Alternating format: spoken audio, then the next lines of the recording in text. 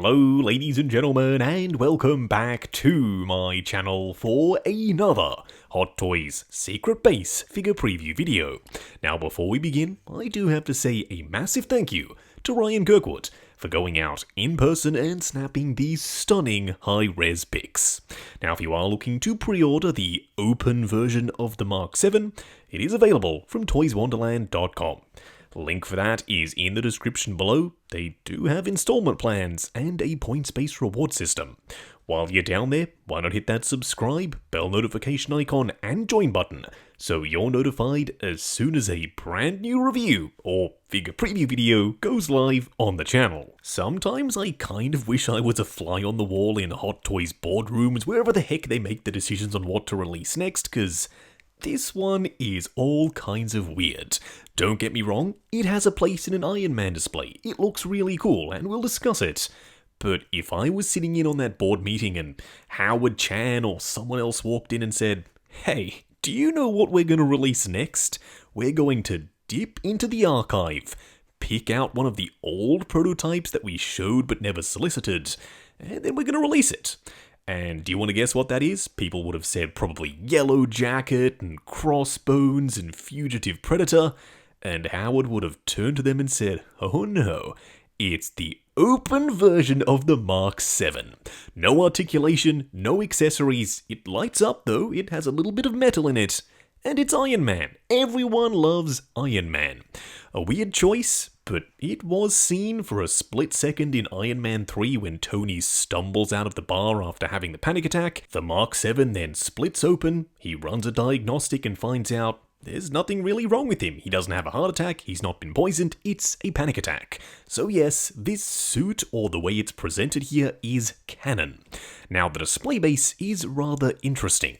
The central section kind of looks like an arc reactor, I assume that's on purpose, and it's lit up not by button cell batteries, not even by AAA batteries, by USB. I love USB, it means we can plug it in and have it lit up forever. Or until the LEDs eventually burn out. It's a really cool effect. I'm really happy they've stopped using button cell batteries. Plus, when you pop the Mark 7 on the display base, somehow, someway, power is transferred through the base into the figure, and all of the LEDs inside the Mark 7 are then illuminated. They haven't quite said how they're doing that, whether it's a physical connection, like it literally plugs into the display base, or if there's some kind of copper coil where power is transferred wirelessly. Either way, I'm really happy Hot Toys are experimenting, and it's on kind of off-the-wall, weird, wacky figures like this. I use that term very loosely because this is pretty much a statue, that this is the perfect opportunity for them to try new stuff. So if it doesn't work, they don't take all of that stuff and transfer it to an actual figure that's a little bit more important than this. Not to say it's not important if people really want this, all the power to you. But for me, if I was going for a Mark 7, I would just get the normal one. It has the pod mode, it's really heavy, it's beautifully painted, it comes with awesome accessories, and it's one of the best die-cast Iron Man suits ever. So, when would you get this one? Well, it's a pretty specific use case, but I would say if you have a Hall of Armor display and you don't have a Mark 7 that you want to just pop in the box, go ahead and get this one. You can close it up, pop it in the box, and away you go. Or, if you have the Tony Stark that they pictured with this that's long since sold out, then it starts to make a lot more sense. You can pose up your mech test or propulsion suit Tony alongside this, and yes, that's exactly what I'm going to be doing in my display. Now, enough rambling on about the hows and the whys and the whens, let's talk about the figure itself. The sculpt is really good. I wouldn't be surprised if they were using some parts and pieces from the standard Mark 7. They have the molds, they've done the tooling, it just makes sense. There is apparently some die cast here, and the paint applications are stunning. It's got that satin finish for all the armor pieces, there's battle damage and chipping and wear and tear. Of course, this is post the events of Avengers 1, it was kicking all kinds of butt, flying through Leviathans and blasting Chitauri. This suit was very well weathered. so I have no complaints with how it looks here. A little bit of extra surface detail is always a good thing. But the real raison d'etre, the reason it exists, is because it opens up and you can see all of that beautiful detail inside. It's all fully sculpted, you've got mechanical bits and wiring and servos, and a ton of LEDs. Now, currently on the prototype, which they've had years to work on because I saw this thing in person years and years and years ago, you can still see all of the wires that connect up to those LEDs. I'm hoping they tidy that up for the final product, but we'll have to wait and see. And no, before you ask, you can't actually put a figure in here. At least, I don't think you can. I'm sure some customizers out there who are a little bit more adventurous than I am will modify something to go in here. But as far as I can tell, this is just a statuesque piece that sits in the display either open or closed. And yes, you can close up all of those panels and have a fully sealed Mark 7. But that doesn't mean it's a fully articulated figure. You can literally see some gaps in this suit when it's open, so that means all of the traditional joints aren't going to be there. If you want a normal Mark 7, go grab the Mark 7. If you want something that's going to look good just standing there, or has a party piece where you can split it open and have Tony kind of stumbling out of it, this is for you. It doesn't come with any accessories, as far as I can tell. Heck, maybe they'll add some sometime down the line. I would have loved a 2-pack with an updated Tony Stark wearing the clothes he was wearing in the bar when he actually opened up the Mark 7 like this.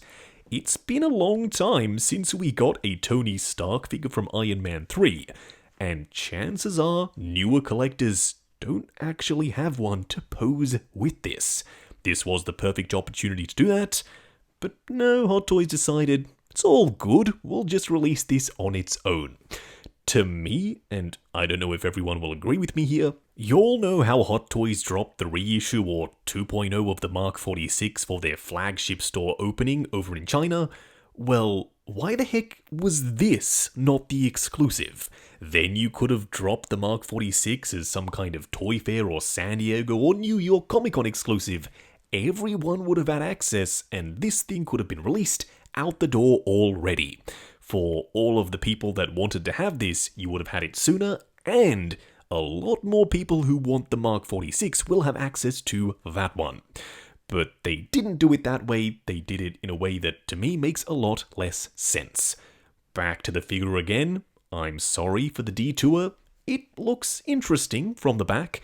I don't necessarily know if you could have this displayed just from the back or the front. You may be thinking, what the hell are you talking about, Justin? You have to pick one or the other. What is the good side here?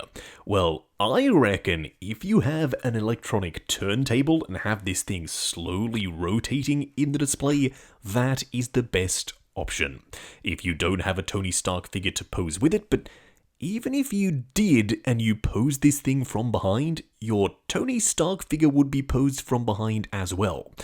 But if you had this thing posed where you could see the front, you wouldn't be able to see Tony because this thing is taller than Tony. So this is what I think you do.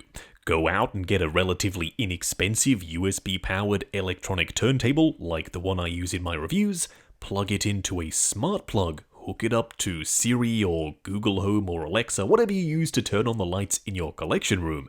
So as soon as you turn the lights on, this thing starts to rotate and it will illuminate if you connect up the USB power supply to the same smart plug. Thank me later, that's exactly, as I said, what I'm going to do for my collection. Now if you are looking to pre-order this open sandwich version of the Mark 7, it is available from toyswonderland.com.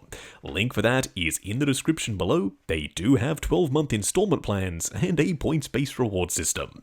While you're down there, why not hit that subscribe, bell notification icon, and join button if you like the sound of seeing your name in the end credits of my reviews. Like, comment, and subscribe, and we'll catch you in the next video.